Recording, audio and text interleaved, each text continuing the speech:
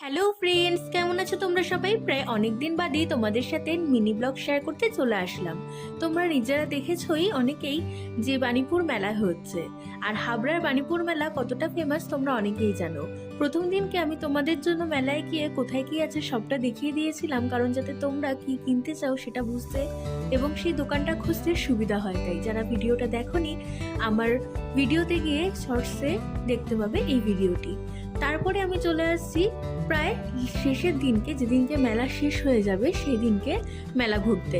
আসলে সেদিনকে আমি কিছু খাইও নি, ঘুরিও নি।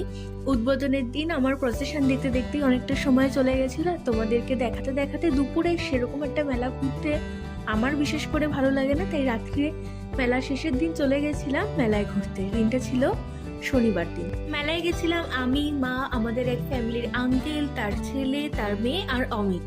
আর এই বোনকে তো তোমরা আগেও মনে হয় আমার ভিডিওতে দেখে থাকতে পারো, আর যারা চেনো না তাদেরকে বলে দিই, বোনটা আমার খুবই কাছের আঙ্কেলের মেয়ে। ও খুব মিষ্টি একটা মেয়ে। আমরা তাই সবাই মিলে গেছিলাম মেলায় ঘুরতে আর খুব আনন্দ করতে।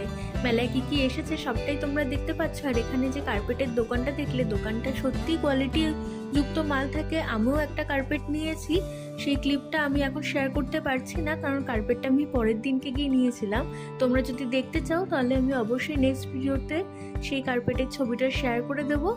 আর এখানে একটু কানের দুল দেখছিলাম। অ্যাকচুয়ালি মেয়েদের একটা ইমোশন থাকে না কানের দুলের প্রতি বা জিনিসের প্রতি, পরি বা না পরি। আমার তো কেনা হয়, কিছুই পরা হয় না, কিনে কিনে রেখে দিই। যারা যারা আমার মতন আছো তারা প্লিজ একটু কমেন্টে জানিও আমায়। তারপরে আমরা একটু ছবি তুলে নিচ্ছি এখানে, আর চলে আসলাম নাগরদোলনা চড়তে।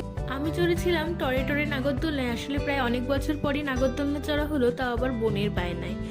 জিনিসটা খুব একটা খারাপ বলবো না, আমার তো বেশ ভালোই লেগেছে। ভয় পাওয়ার মতো সেরকম কিছুই ছিল না। তারপরে আমরা আবার সবাই বেরিয়ে পড়লাম আর একটু মেলা ঘুরতে, ভালো করে দেখতে। এবার মেলা ঘুরতে ঘুরতে পৌঁছে গেলাম খাওয়া দাওয়ার জায়গায়। আর সেই ক্যাশমেলনগুলো তো আমার খুবই পছন্দের। খেয়ে নিলাম মোমো, তারপরে সরা পিঠে, দুধ সরা অবশ্য, তারপরে খেয়ে নিলাম চুষি পিঠে, তারপরে খেয়ে নিচ্ছে সবাই পাটি সাপটা, তারপরে খেয়ে নিচ্ছি দুধ পুলি।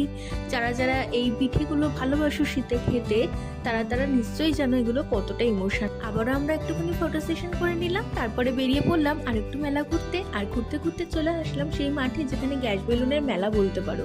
গ্যাস বেলুন তো আমাদের খুবই পছন্দের, আর এখানে সমস্ত হস্তশিল্পের নিপুণ কাজ তুলে ধরা হয়েছে। আমার তো খুবই ভালো লাগছিল এই প্রদর্শনী দেখতে। এবার আমরা বাড়ি যাই, দেখা হবে নেক্সট ভালো ভিডিওতে। টাটা।